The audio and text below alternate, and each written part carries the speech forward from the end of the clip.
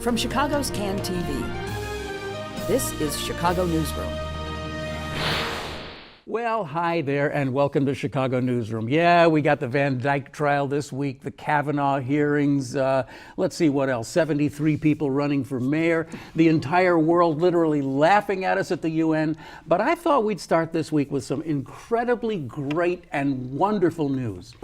Opportunity rover has been found, and it may be back in service in a few weeks. It was smothered in dust a while back after a huge Martian storm, but NASA's found it, and it's sending pings back to Earth while it's in shutdown mode. 15 years this thing's been running around on Mars, even though it was only designed for 90 days, and it's been going strong on the same batteries. You know, they couldn't exactly replace them, right, for all those years. So that's American ingenuity and technical leadership back in the days when our current president was just getting started in his career as a reality TV star. So where was I? Oh yeah, the reality of this very day. Well, we've got an all-star panel with us today, and I hope to figure this out. And I should start by saying that we're recording this show at 10:50 and 15 seconds on Thursday morning.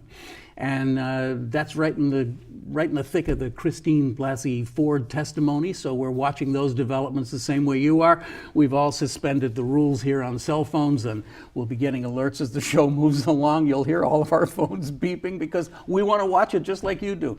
Our panel today, Delmarie Cobb. Welcome back, Delmarie. It's been a while. Publicity Works, so glad to have you here. And Marj Halperin from WGN TV, morning news over there, commentator, and lots of other things. Marj and I met back when she was working at WXRT in the late 70s, but we won't talk about that. You don't have to give the date. We don't have to talk about that. And for the first time joining us today, Darcey Regan from Indivisible Chicago. Great to have you with us too. And Marj also affiliated with Indivisible Chicago. Mm-hmm. So where do you want to start? Women. Oh, women. So you got a panel of women. You brought in assistants to help you discuss. I brought my assistants today. Yeah, as we mentioned, right at this moment, the whole interrogation is going on. So. Yeah. So we would have all been stuck to our TVs. That's right. Yeah. None of us would be here at this moment. We'd all be sitting somewhere watching TV. But I would say that I am struck over the last week watching the news feeds, whether it's Twitter, Facebook, phone conversations, car conversation on my way over here with a friend who brought me here. It is hard to find a woman who does not have a relationship to some incident of abuse in our country. Someone in their family, a dear friend, multiple instances. Multiple, yes. And so, the statistic is 1 in 3, but that even seems low to me. And so you have this team of men, some of whom were around long enough to have questioned Anita Hill, who know enough to bring in a woman assistant to serve as the questioner, so they're not.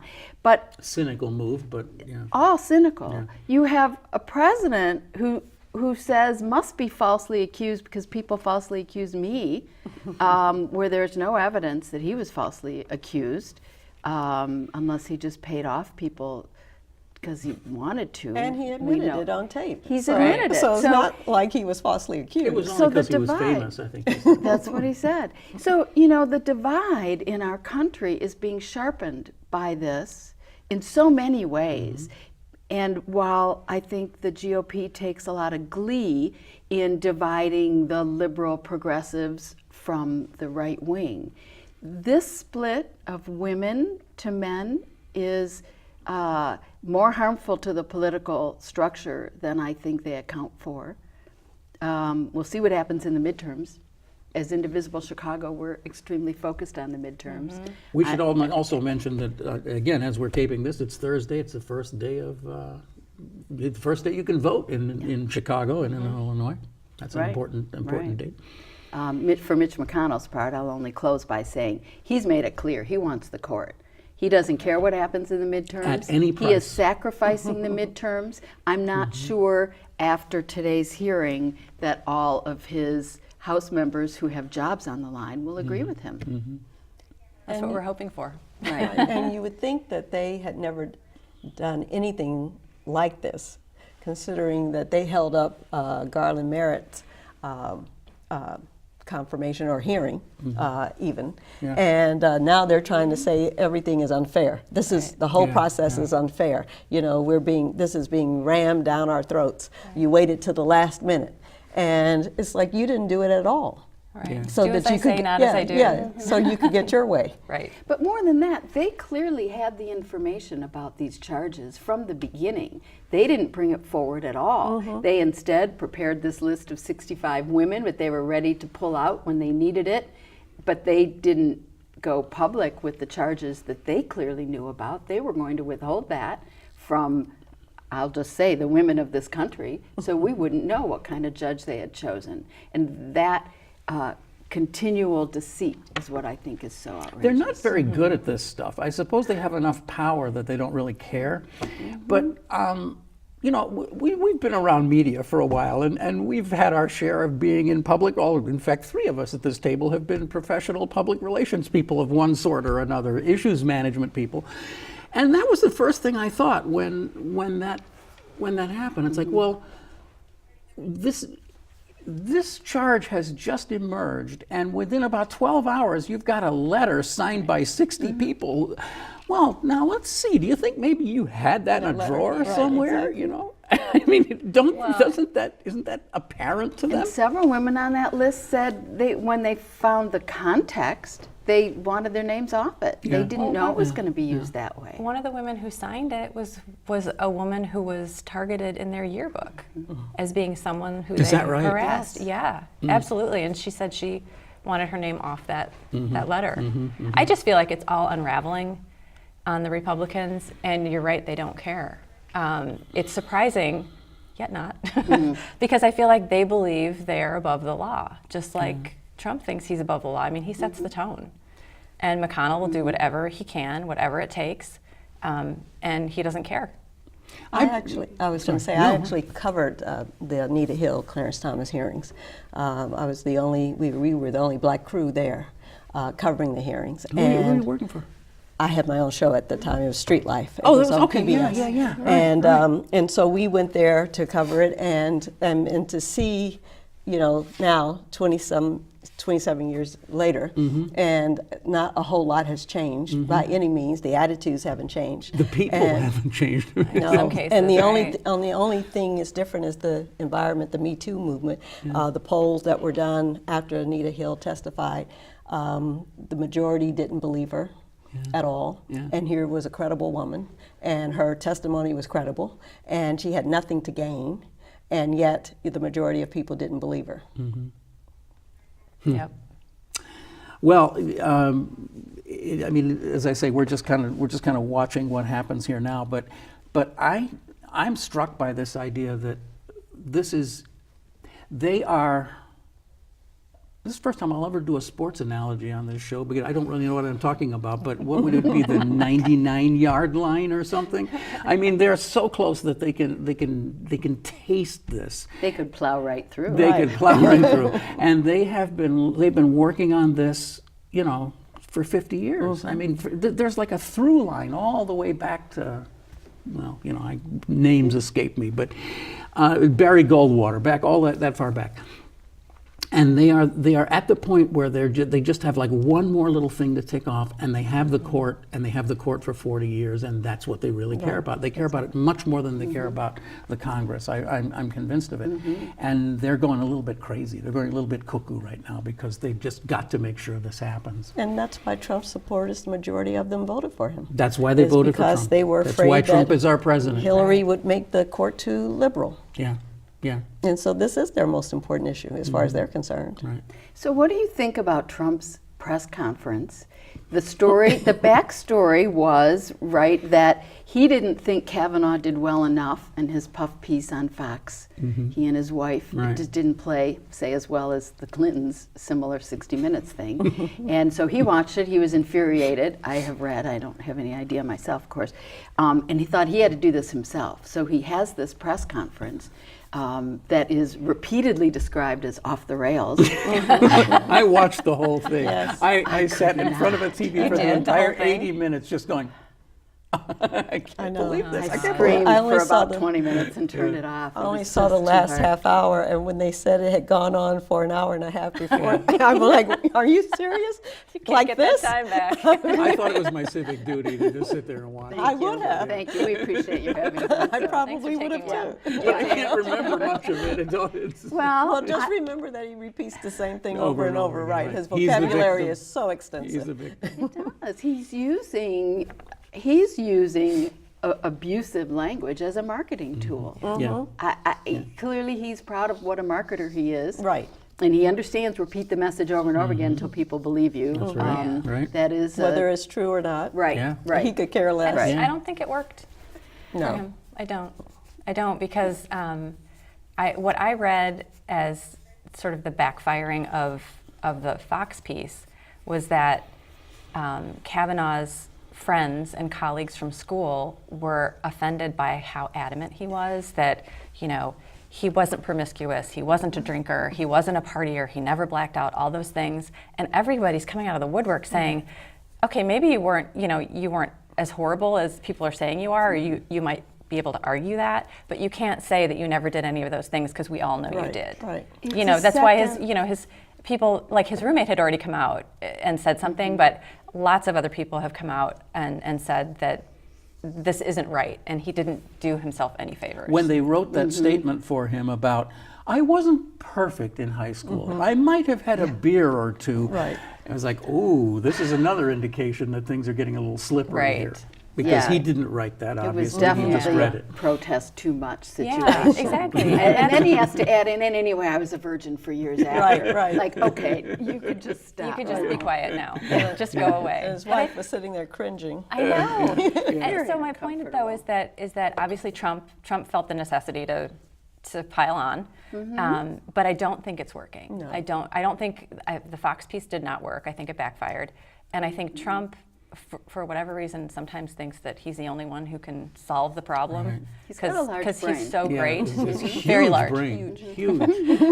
But it didn't work. I mean, obviously he went on too long, but also all the snippets that I saw were just embarrassing. And then on top of that, the way he treated women reporters. Yes. Right. And so he doesn't understand the optics of that. So you're verbally abusing women reporters while you're you're- trying to talk you're about defending exactly. Yes, your no, fairness. He was trying to ask about the charges against him, and he's, excuse me. Right, you've gone on for 10 minutes. It was as if, excuse me, I'm trying to show how sensitive I am to women, so I'm cutting you off. Right, Stop right, talking. right. Excuse And me. sit he- down. He Yeah, actually said it sit again. He down. said, sit down. And he did the same thing to April Ryan Yeah. and earlier, and said the same Yep. thing to her. I mean, and and then Yamisha Alcindor, he did the same thing to her. So it was like, come on, Yeah. do you Yeah. understand what you're doing? Yeah. Because you're actually playing into all of this. All right, so is doesn't. this having any effect at all? I mean, aren't we still, the line is at about something like 40, 60 or something like that, right? 40% of America loves him and they're never going to change. And nothing of the last few days has changed that equation at all, has it? Well, there have been polls has, to yeah. show Republican, I won't say support, but Republicans who believe Ford, the number is going up. And it certainly is high among women. But I think the phenomenon that is playing out, and we'll see on November 6th, since Trump was elected, we have this grassroots activist infrastructure Yeah. that has never been here before. Indivisible Chicago is part of that. We have Swing Left, we have Move On, was the only one who was here under Obama. But thanks to Trump, we have created this army of workers for the midterms that will have an effect. Our mantra is there's no blue wave if we don't do the work, but we are doing the work. I can give you one example for myself that I've been a canvasser and active since I left journalism and was able to do that. I used to go out with Jan Schakowsky. She had a good, her obviously connection to candidates and knew where we were needed, with the exception of the mistake of sending us for Hillary in Iowa instead of Wisconsin. That was a campaign issue. But so I would join, I'd bring a friend or two. and be counted among the Schakowsky contingent. Well, I don't canvass with Schakowsky anymore. I'm now the co-founder of a chapter of Indivisible Chicago called Blue Beginning, and we send 10 to 15 people every weekend of our own. So I've taken my one or two friends who always went and multiplied this. We did a training last night at the Hideout. 40 people signed up. And those aren't the people who are normally in our chapter. So more and more people are getting together, going out to canvass and support Democratic candidates.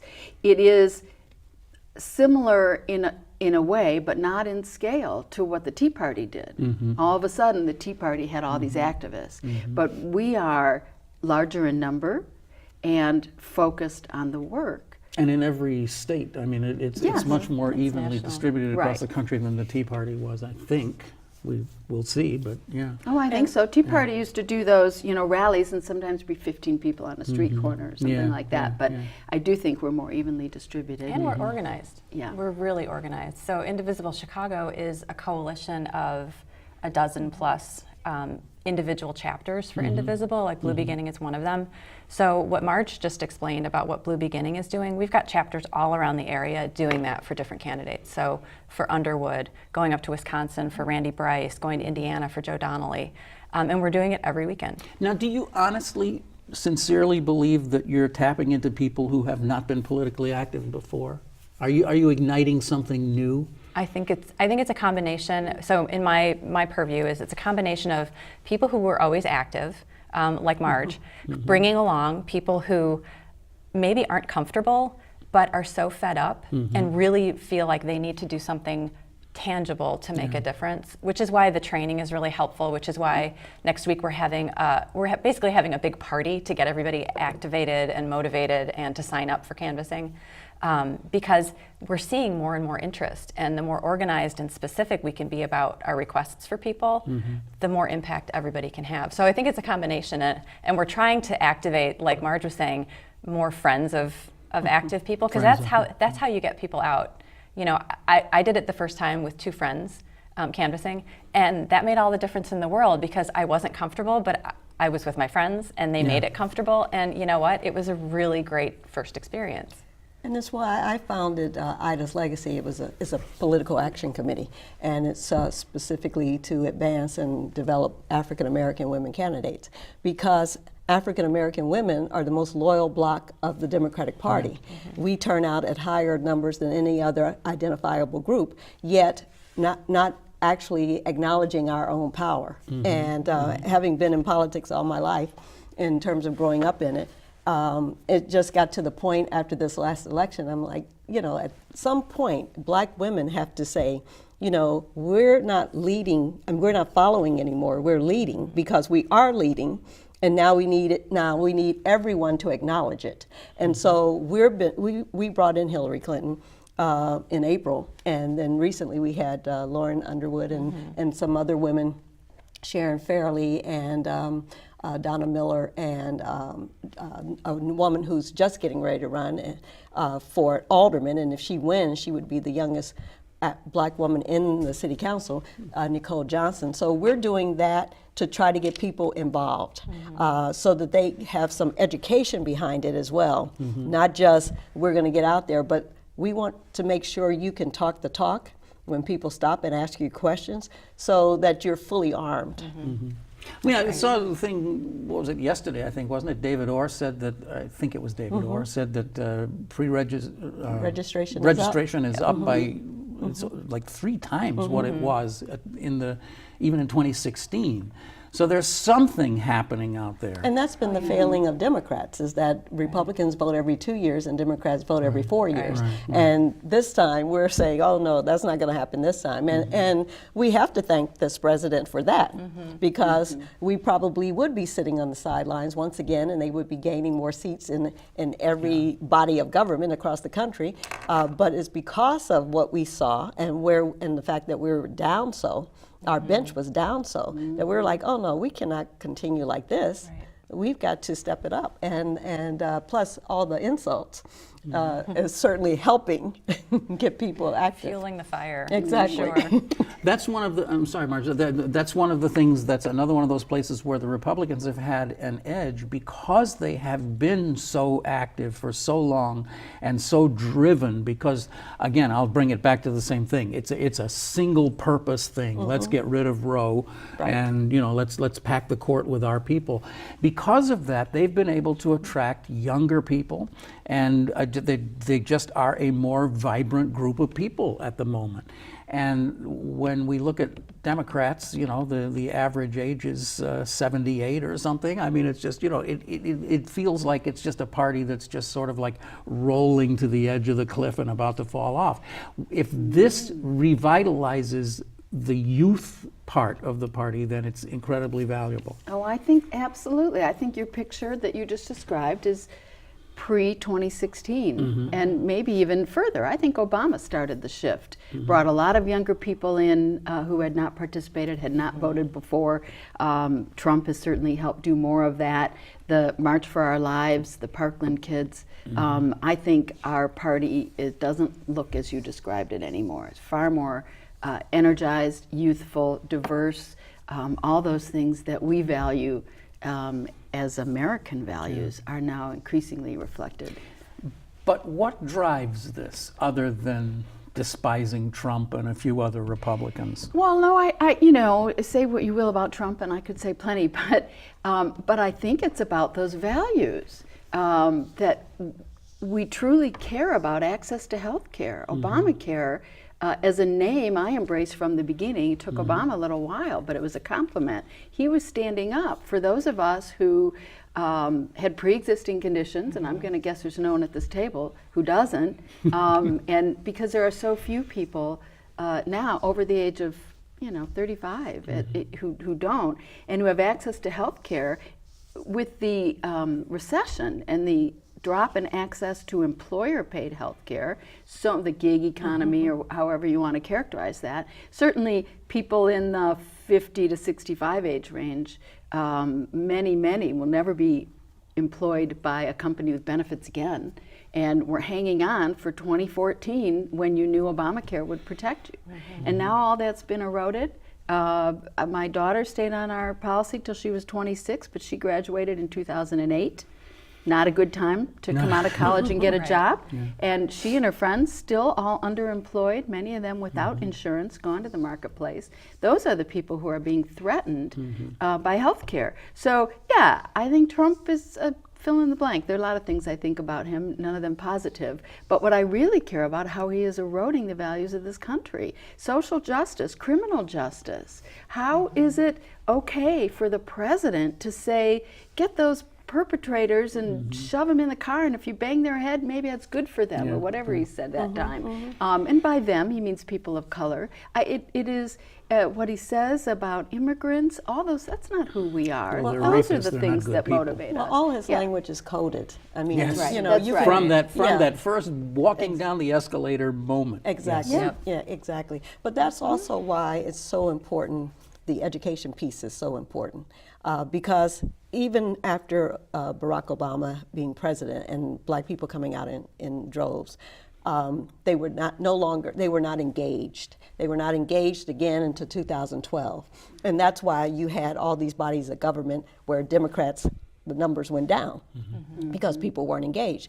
That's why black people didn't turn out at the numbers they should have for Hillary in 2016, because many said, my life is not going to change no matter who's in office, because they didn't see where their lives changed under the first black president. And so it's about educating people. It's not just about being angry at somebody. It's about understanding that you've got to vote, you've got to be engaged, you've got to fight for the government you want, the one that looks like you and reflects your values.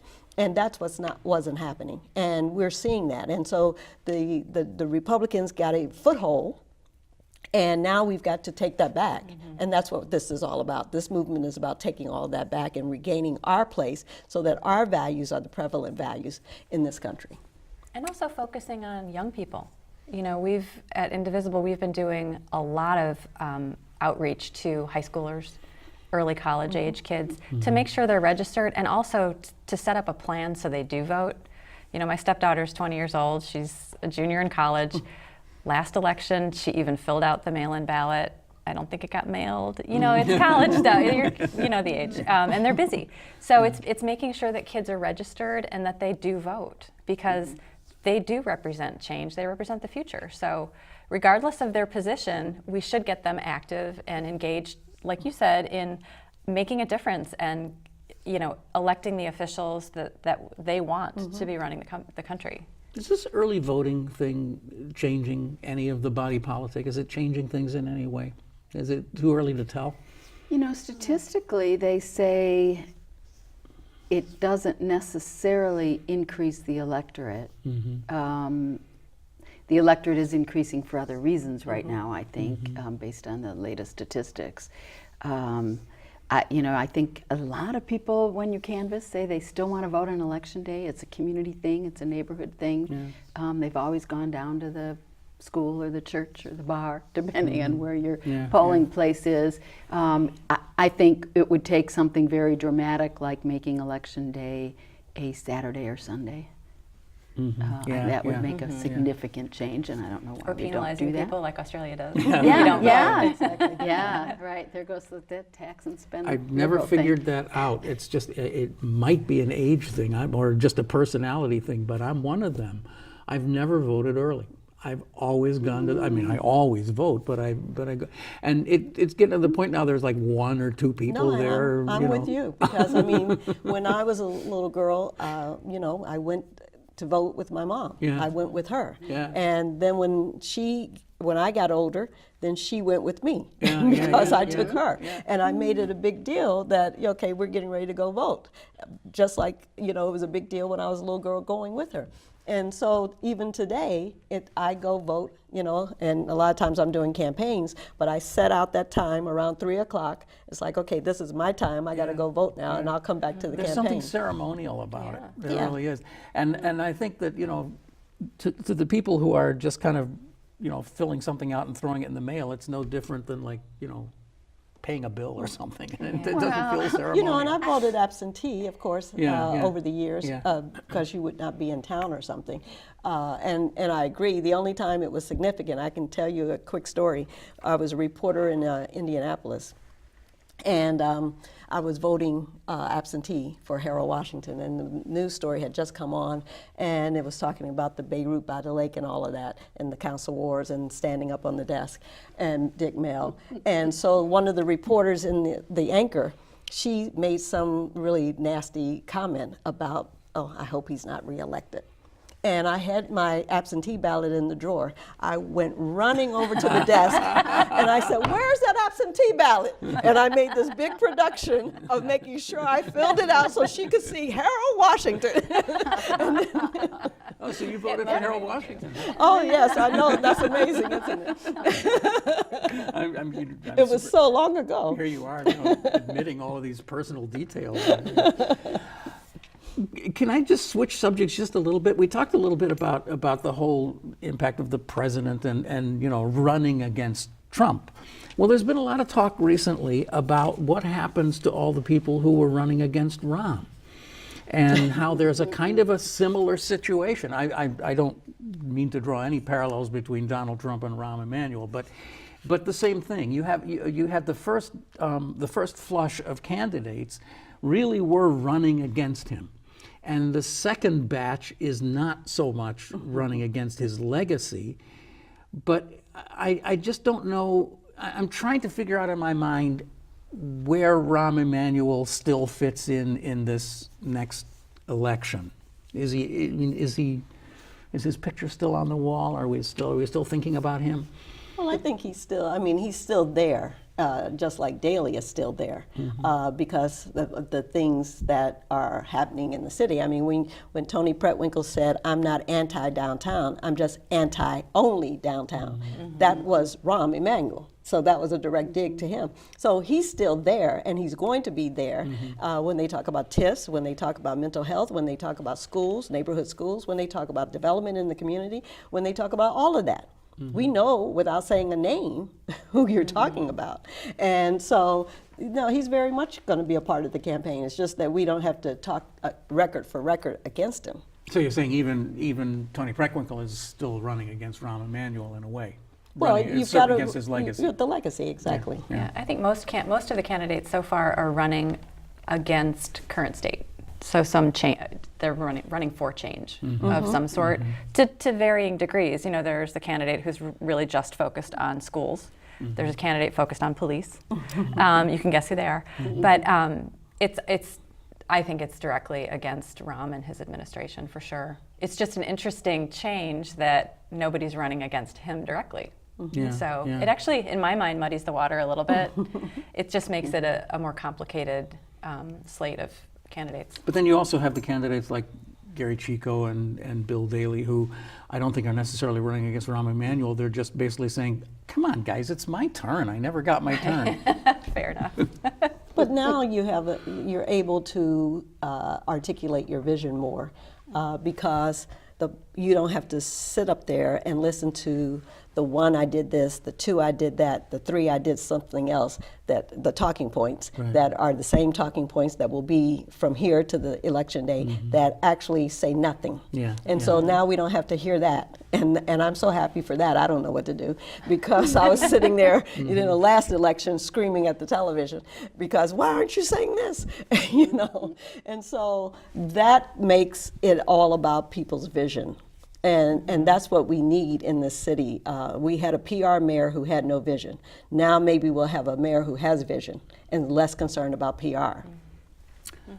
Well, I think that's interesting. I mean, one of the things that I think we're really going to be looking at is whether or not this next mayor will be able to have the kind of power that a Daley or even Rahm Emanuel had, and whether some of that power will devolve to the city council. But I'm not sure that we really have a sense of that yet, because we still don't know what the slate is, do we, for the city council, and how many new aldermen we might get, and what will happen to the Black caucus, the Hispanic caucus, the Progressive caucus. Will they win or lose more membership? What are you guys thinking about that? Is it just too early to say? I think Rahm and Daley before him drew their power from supporters, money, the business community. They had the power community behind them. And the equation is flipping. Just as I said about the midterms and the grassroots that's activated, we have the grassroots activated now demanding social justice, demanding different kinds of policies around education, healthcare. You mentioned the mental health facilities. The community is activated. Will there be a candidate that can claim that position of authority? And will that become just as important? How important will it be if someone else has big money? At state level, the state race is still about money. Nothing has changed there. But in our city, some things are happening to activate community. And I think neither... No Cop Academy, that kind of stuff.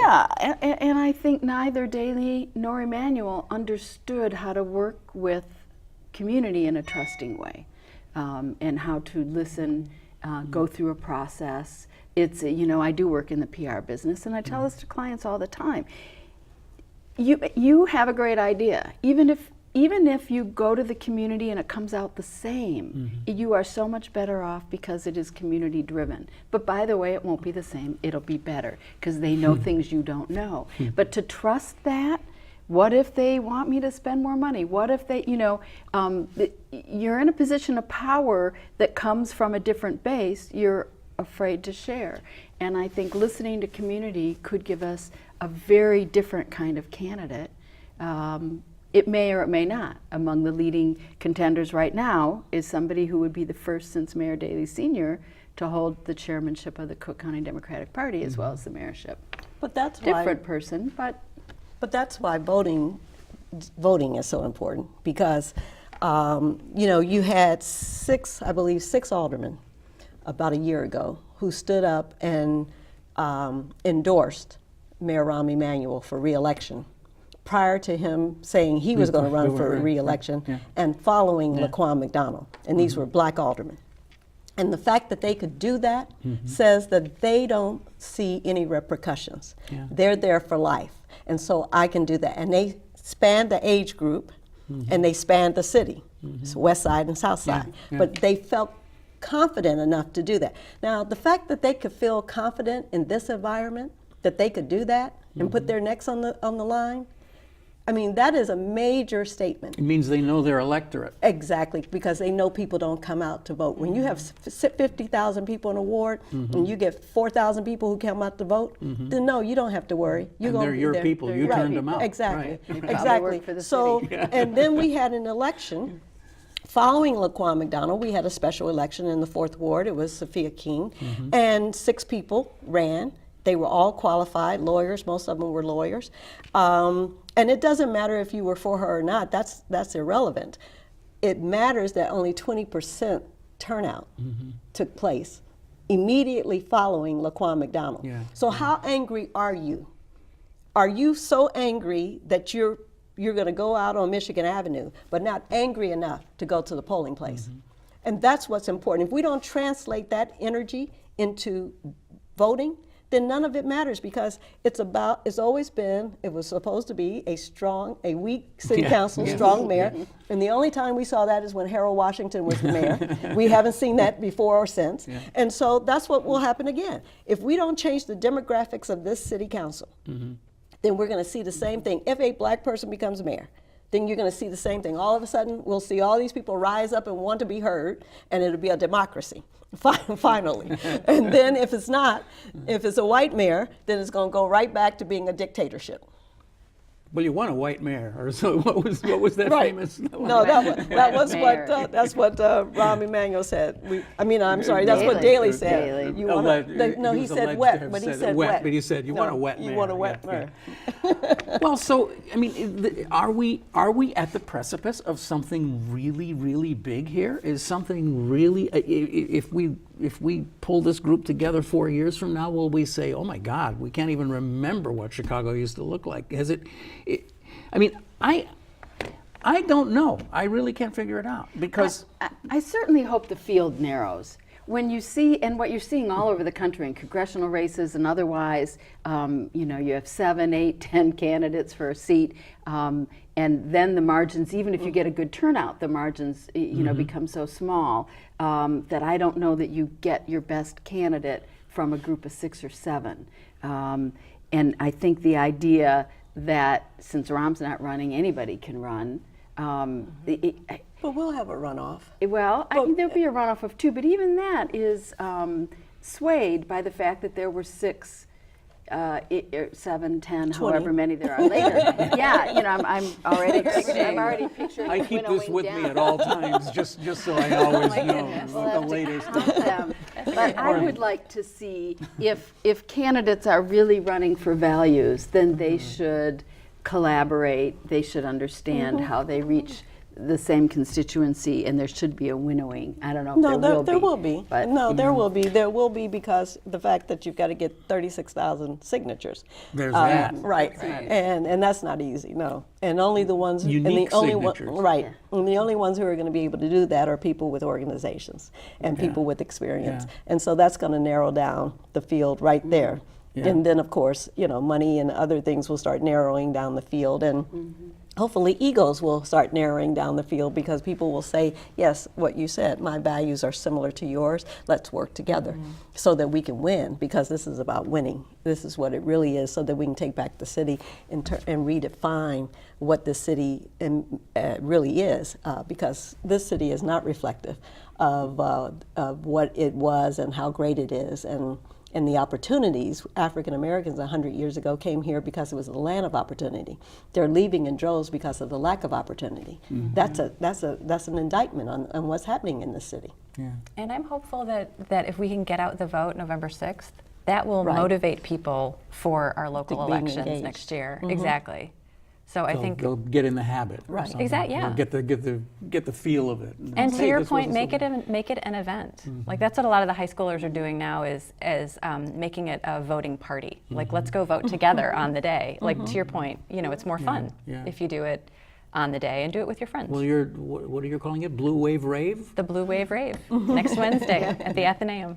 We should say the date because this show is October watched by 3rd. people all over the place. So. October 3rd, doors open at 6, show at 7. The show is a free, one-time only Chicago Improv production. We have a cast of 10 from Second City, I.O. Theater, and Annoyance Theater, some of the most talented Chicago improv artists in the city. And I have to tell you how this happened, but before I do that, indivisiblechicago.com to order your tickets because it is free, but you should reserve your tickets. But there was a small event with a smaller cast of Second City volunteers that Swing Left held, and I attended for Sean Kasten.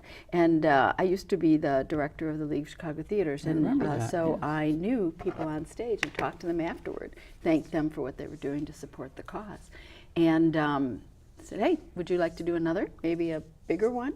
And explained that we are all about canvassing. You can phone bank, you can text bank if you want, but I don't think it's anywhere near as productive as canvassing. So Indivisible Chicago and my Blue Beginning chapter in particular has been increasingly zeroing in on canvassing. We are about canvassing because knocking on doors is the most effective thing you can do outside of spending Koch brothers money. Why is that? Because people will remember. It's a one-on-one conversation, and people are moved by a personal conversation. They relate. If you do it well, you can share an experience. They can be honest and tell you things they're worried about, and you can change minds.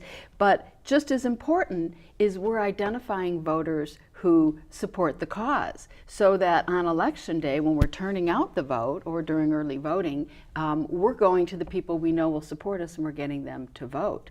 One of the ways that I knew Hillary Clinton was in trouble, having been sent to Des Moines that final week, that weekend we were laughing at the Trump office because they closed at 5 o'clock on a Saturday before election day. Well, their job apparently was done. We, meanwhile, are working on a list, and I am right through Monday having way too many arguments with people on a GOTV list that should have been solid supporters.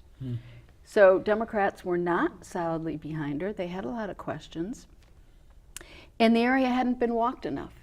So when you walk, on the one hand, you can persuade people and bring them to your side. Just as important, you can know who is on your side and make sure they get out and vote and are counted. But is Indivisible supporting individual candidates or just a cause? I mean, if you're going knocking on doors, are you knocking on doors for a candidate? Mm-hmm.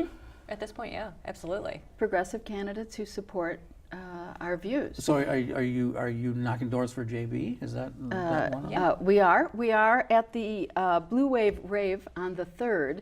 We will the ask Athenaeum people Theater. at the Athenaeum Theater. Which you can get by getting Going tickets online. at indivisiblechicago.com. Yeah. Free. We We'll have make 5. a note of that and put that Would on you the please? screen. Yeah. Would you please? So there are 5 opportunities that we're focusing on. Sean Kasten running in the 6th district against Peter Roskam. Lauren Underwood running against Hultgren in the 14th. Randy Bryce in Wisconsin for Paul Ryan's seat, because that's also well within reach, in a radius, and a lot of our people are going up there. We're supporting Joe Donnelly and the statewide ticket in Indiana as well, and our own statewide ticket with JB and Stratton at the top and going down through the statewide ticket. So when you come to the event at the Athenaeum on the 3rd, the Blue Wave Rave, that you can get tickets for at indivisible.com. We will give you an opportunity to sign up to support any of those 5. If we draw a big circle, those are the ones within range. If you have friends, say you went to school in Carbondale and you have friends downstate, you can get activated for Betsy Dirksen Londrigan, who is the 12th. It's 13th. The 12th is Brendan Kelly in East St. Louis. So a lot of people in Chicago have those relationships. You might have a summer home in Michigan. You should be working for against Fred Upton in southern Michigan, who is also a toss-up right now. Upton was the architect of the bill that gutted Obamacare. Yeah. He is as solid right as can be with a district centered in St. Joe and up through Grand Rapids, he's beatable. Yeah. It's astounding. So we have a reach. Not on the West Coast where all the Chicagoans are. He's further inland, right? Not too far, Yeah. just a little north. But if you have a place in New Buffalo, Right. you ought to drive 45 minutes up to St. Joe Right. and be knocking on doors on Sunday before you beat the traffic to come home. We have this region where we can be effective, so we're working in all those races. But the state race, if I can go on one more second, we talk about how Republicans organize more for the long game. That's why they command the majority of state houses and legislatures. So if you look at the court right now, we don't know if Justice Kavanaugh will be on or someone else. They may well put someone on during the lame duck session if Kavanaugh goes down this week, which is still possible. Either way, it's not going to be Merrick Garland. So if the Republicans take the court, our only recourse is to take the states and continue to push legislation that challenges. You don't like this version of protecting women's right to reproductive choice? We're going to pass another, and another, and another. You want to pass voter suppression? Well, we're going to pass another voter access bill, and another, so we can protect people's right to vote. And you just have to flood the Supreme Court with legislation that tests until we reach a test that they have to agree to. It's daunting, It is.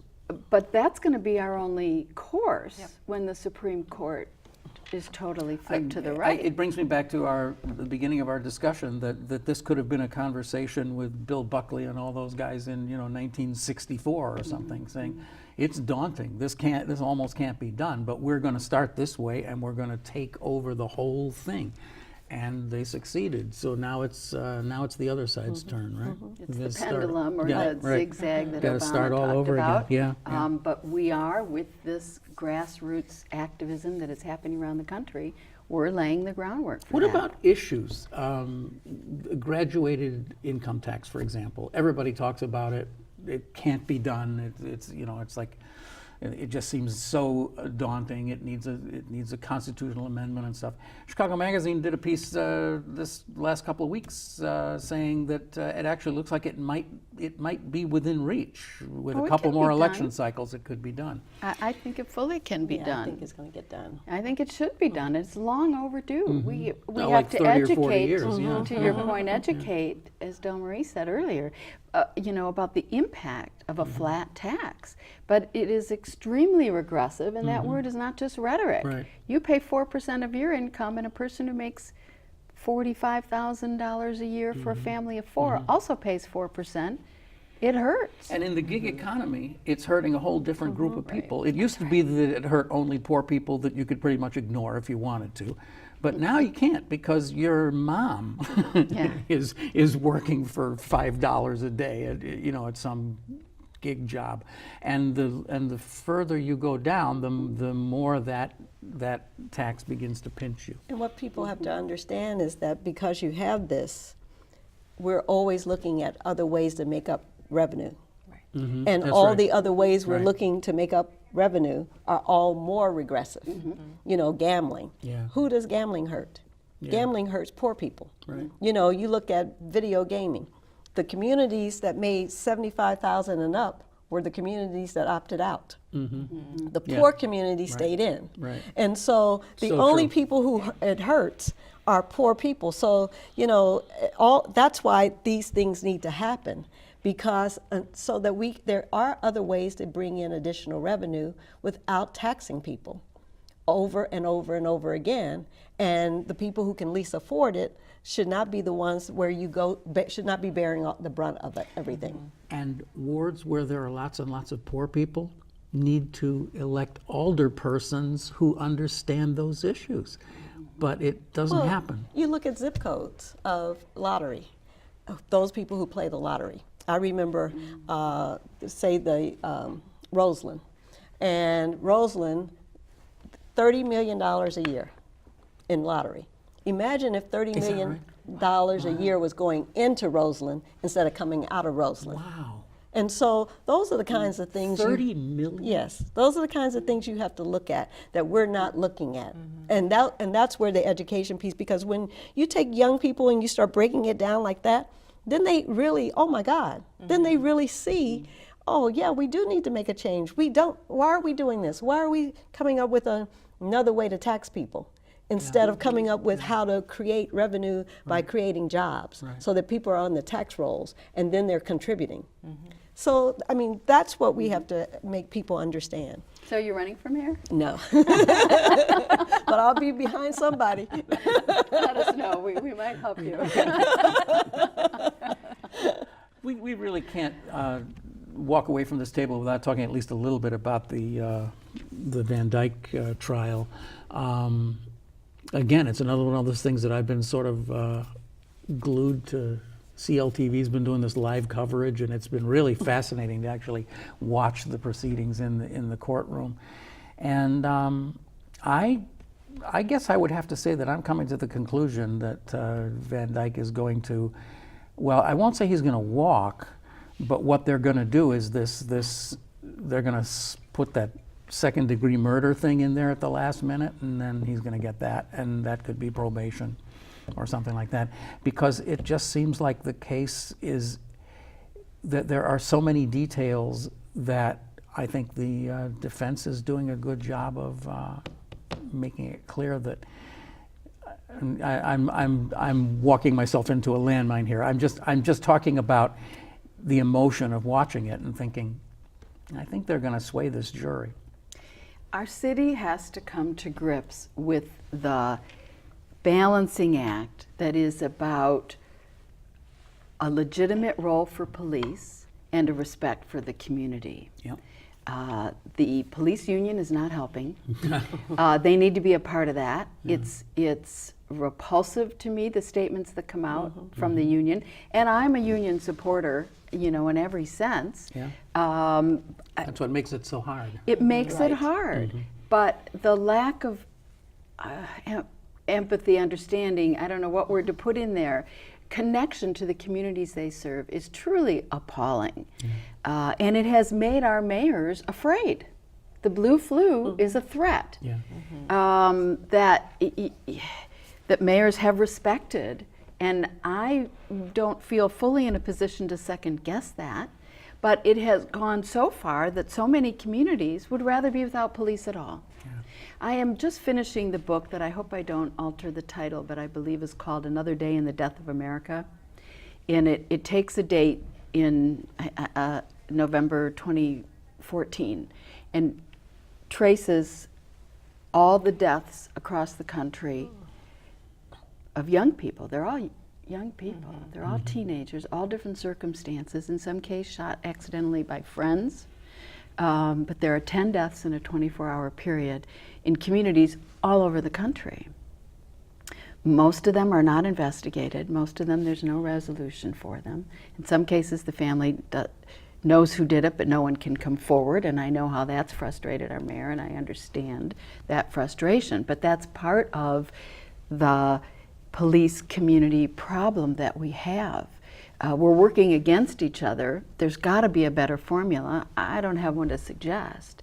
But when one of our candidates for mayor says the police, including the police chief who supported the community marching on the Dan Ryan, of which I was a part of, and kind of presume some of you may have been there too. Now we have Gary McCarthy who says those police officers who marched with Johnson, the police chief, should be put in jail, prosecuted for following their orders with their chief. That epitomizes the police view of community that is so dangerous for our city.